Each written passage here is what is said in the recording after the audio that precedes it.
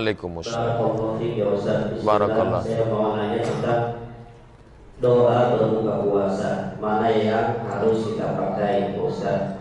Yang pertama, Allahumma laka sumtu, dan seterusnya.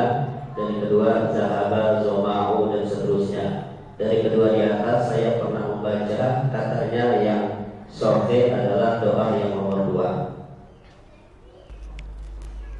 2. Allahumma laka sumtu wa bika amantu wa ala rizqika aftartu bi rahmatika ya arhamar rahimin. Yang satu lagi, zahabal dhama'u wa batallatil uruqu wa thabatal ajru insyaallah. Kedua-duanya boleh dipakai. Yang ngomong bukan Ustadz Somad, tapi Syekh Ibnu Utsaimin, ulama Saudi Arabia. Syekh Ibnu Utsaimin pernah ditanya, Syekh, kalau mau puasa apa doanya? Pilihlah Allahumma lakas sumtu, bisa. Zahabal dhama'u, boleh.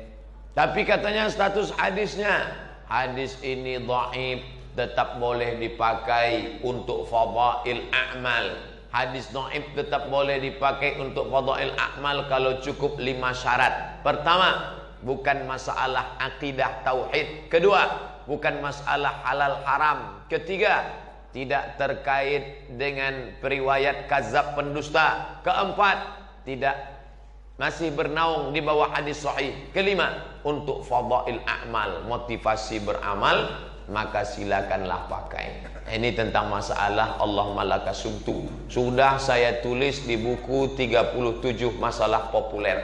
Bagi yang sudah punya, fotokopi, bagi ke masjid banyak-banyak tentang Allahumma lakas sumtu, tempel di papan pengumuman supaya umat jangan ikhtilaf hanya karena Allahumma lakas sumtu.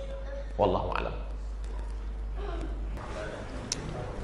Assalamualaikum warahmatullahi wabarakatuh. Waalaikumsalam. Soal ini saya jelaskan soal muqadasah. Saya masih banyak soal yang harus juga. Cara saya untuk muqadasah itu bagaimana? Apakah sebelum bisa kita mengajarkan sholat sunnah sebagian?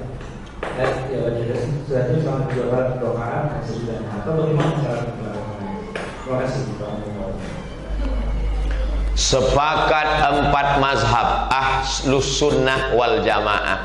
Pertama, mazhab Hanafi meninggal tahun 150 Hijrah. Kedua, mazhab Maliki meninggal tahun 179 Hijrah. Ketiga, mazhab Syafi'i meninggal 204 Hijrah. Keempat, mazhab Hambali meninggal 241 Hijrah. Inilah Ahlus Sunnah wal Jamaah. Bahwa sholat yang lama dulu tertinggal, kalau sekarang hijrah dan taubat, maka mesti diganti, diqadha. Tidak ada ikhtilaf. Kalau ada ustadz yang ceramah, taubat ya taubat aja, yang lalu biarlah berlalu, jangan diulang lagi, cukup dengan istighfar. Itu bukan pendapat 4 mazhab, tapi dia ambil pendapat Imam Ibnu Taimiyah. Kata Imam Ibnu Taimiyah, nggak perlu qadha, istighfar aja selesai. Astaghfirullah, selesai. Rabbal baraya, selesai. Saya tidak setuju dengan itu. Maka saya selalu menyampaikan, saya pegang ikut 4 mazhab, sholat yang tinggal wajib diqadha. Nah, teknisnya gimana? Selesai sholat isya tadi, zikir, doa, ba'diyah. Selesai ba'diyah, laksanakan 1 qadha isya. Niatnya di mana? Niat di dalam. Allahu Akbar. Saya kalau nggak dilafalkan rasanya nggak sreg Pak Ustaz. Oke, lafalkan. Usolli fardal isya 4 raka'atin qadha'an. Qadha'an, bukan qoboan.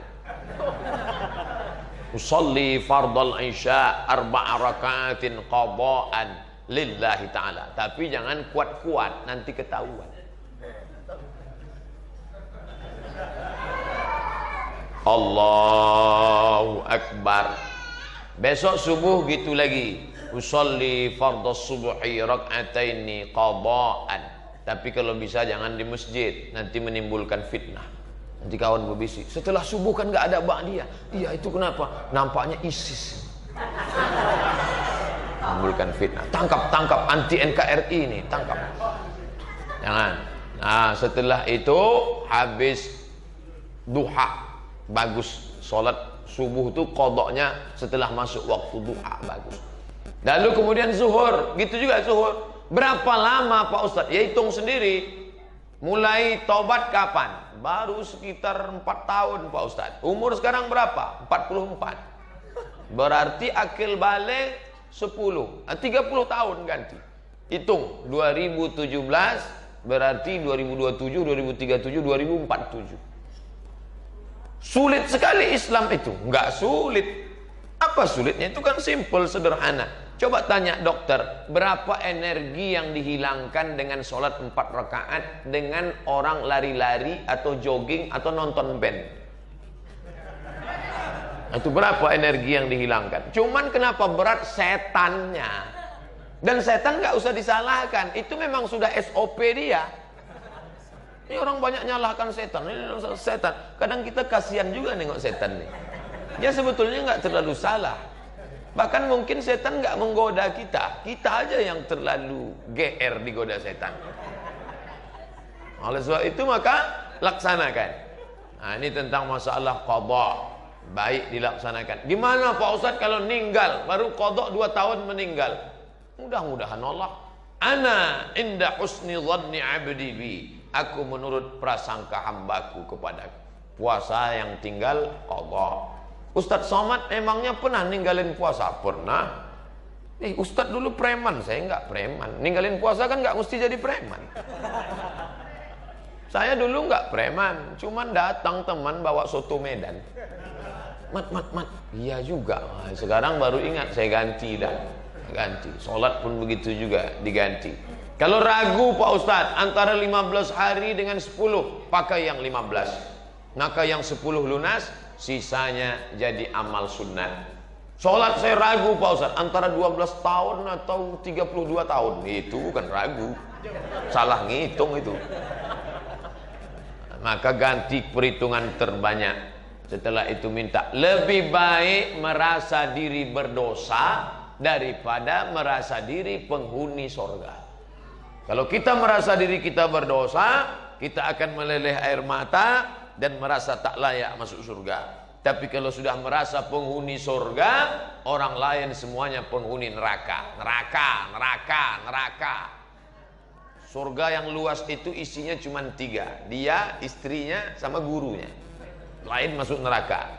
Ilahi lastu lil firdausi ahla. Ya Allah, aku tak layak masuk surga.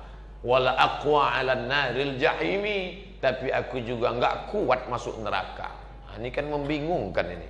Mau masuk surga, kamu masuk surga ya? Maaf ya Allah, enggak layak masuk. Kalau gitu masuk neraka, panas ya Allah. Jadi nanti maunya di mana?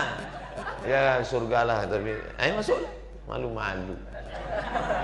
Nah, ini tentang masalah kita merasa diri kita ini banyak dosa. Kalau ngelihat anak kecil, oh anakku anak kecil, engkau belum ada dosa, aku sudah bergelimang dosa. Kalau saya ngelihat bapak yang sudah tua, bapak sudah tua, aku belum tentu umurku sampai seperti bapak. Ngelihat orang kafir, ente kafir, tapi kalau ente dapat hidayah, masuk Islam, maka amal ente diulang dari nol, bersih. Di dunia ini yang amalnya diulang dari nol 2. Pertama mu'alaf, yang kedua pegawai Pertamina. Ulang dari nol ya Pak. Oleh sebab itu maka bersyukurlah kita, tapi jangan merasa diri kita ini suci. Wallahu a'lam bishawab.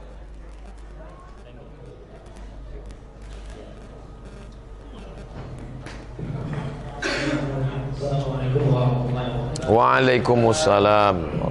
Ustaz, sebenarnya untuk pembayaran budget puasa, misalkan orang tua kurang lebih 100 barang puasa, bayar fidyahnya itu langsung 100 atau sehari untuk bayar makannya, dan juga apa harus ke fakir miskin aja atau bisa pilih. Dan yang kedua,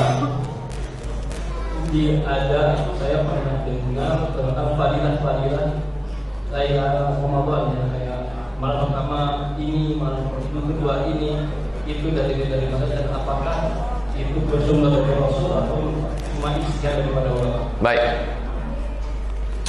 Kalau orang tua kita tidak puasa karena musafir, dia sehat tapi dia musafir, ninggal dia, maka puasa yang tinggal itu tidak dibayarkan fidyah, tapi diqadhakan, digantikan oleh anak-anaknya. Hadisnya sahih, man mata, siapa yang meninggal, wa alaihi siyamun, punya utang puasa, soma'an waliyuhu, ahli warisnya melaksanakan puasa untuknya, lalu hadiahnya ke almarhum.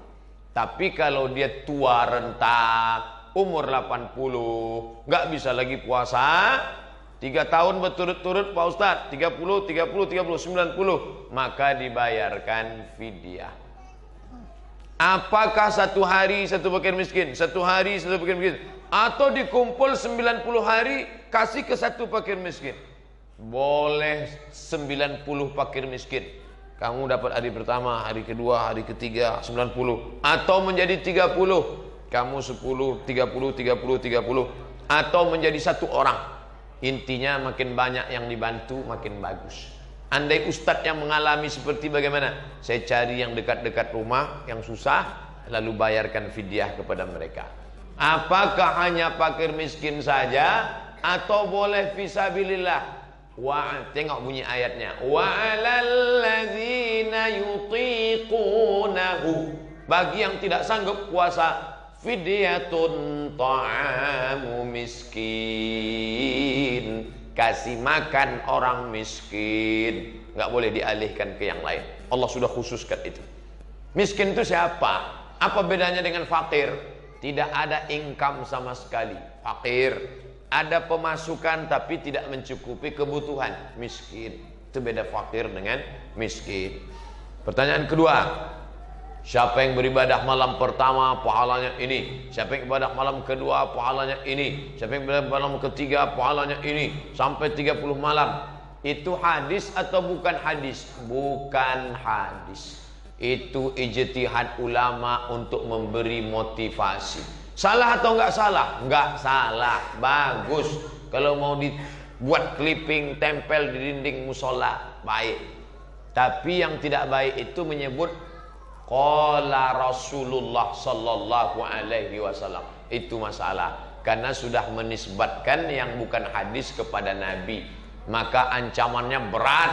Man kadzaba alayya muta'ammidan, siapa yang menisbatkan kata-kata kepadaku padahal bukan ucapanku, falyatabawa maq'adahu minan nar, siapkanlah tempat duduk dari api neraka. Maka kalau mau tulis itu, ini adalah ungkapan ulama, kata-kata hikmah. Kalau kamu beramal ini baik, tidak salah. Nah, ini mesti hati-hati. Kalau dia hadis riwayat imam siapa? Imam Bukhari dalam Sahih Bukhari, Imam Muslim dalam kitab Sahih Muslim, Imam Tirmizi dalam kitab Sunan Tirmizi, Imam Abi Dawud dalam Sunan Abi Dawud, Imam Nasai dalam kitab Sunan Nasai, Imam Ibn Majah dalam kitab Sunan Ibn Majah, Imam Ahmad bin Ambal dalam kitab Musnad, Imam Malik dalam kitab Muwatta, Imam Darimi dalam kitab Sunan Darimi. Inilah 9 kitab induk Ahlus Sunnah wal Jamaah, di samping kitab-kitab hadis yang lain. Adapun yang bukan hadis, maka jangan kita katakan hadis. Al-Bazinjan syifaun min kulli da, terong obat dari segala macam penyakit, bukan hadis. Itu contoh hadis palsu. Yang buat itu siapa? Tukang terong, biar laku terong. Wallahu a'lam.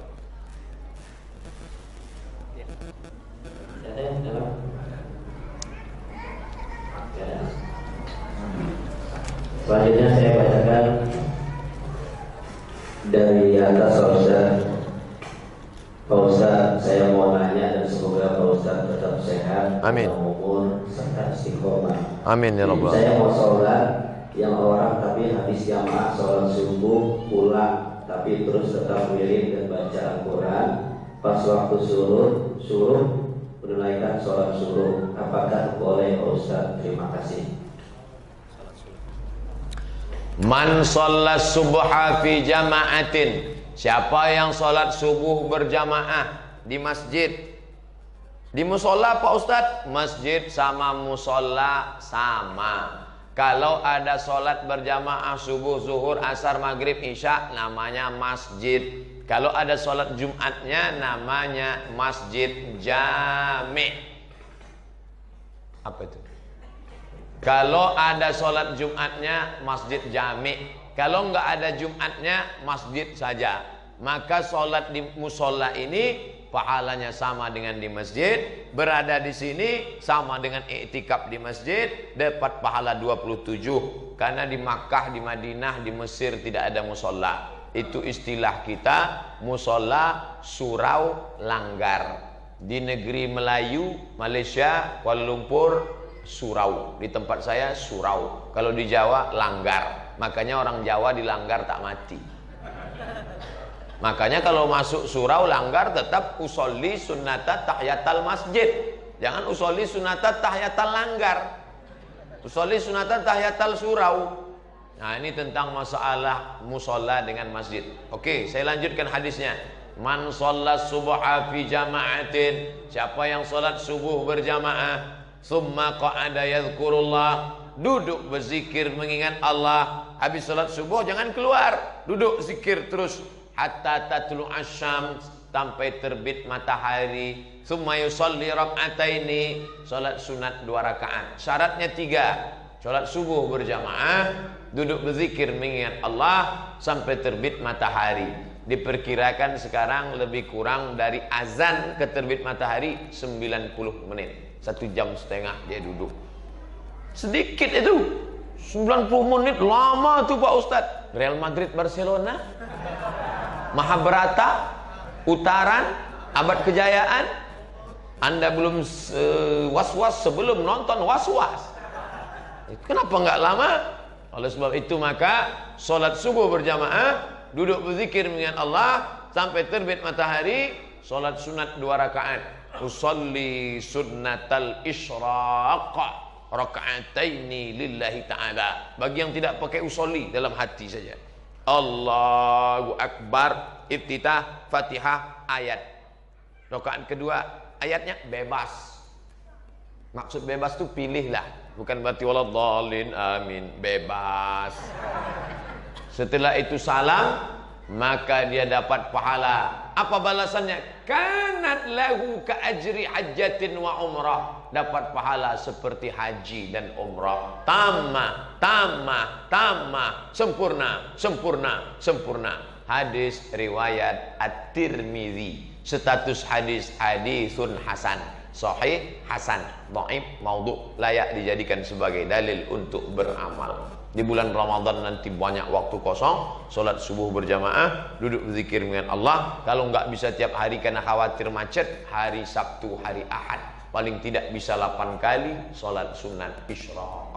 Kalau Bapak Ibu ikuti streaming di Pekanbaru setiap subuh Sabtu, selalunya saya sampaikan kita akan kajian sampai pukul 6.30. Selesai itu kita salat sunat isyraq 2 rakaat. Setelah itu baru lanjut tanya jawab. Karena kami biasanya salat sunat isyraq 2 rakaat. Wallahu a'lam bishawab.